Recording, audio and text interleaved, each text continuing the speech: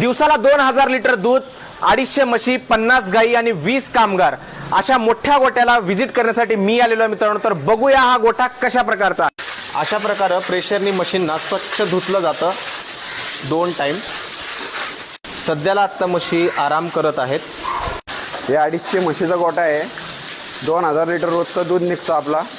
सगळं दूध कोंडव्याला जातो आणि दुधाचा भाव 70 रुपये आहे। या टाकीमध्ये खाद्य आंबून जनावरांना दिलं जातं। जनावरांना अशा प्रकारे कुट्टी टाकली जाते। संपूर्ण गोठ्यामध्ये अशा प्रकारच्या मॅट टाकलेल्या आहेत मित्रांनो। जाफर आणि मुर्रा जातीच्या म्हशी त्यांनी ठेवलेल्या आहेत।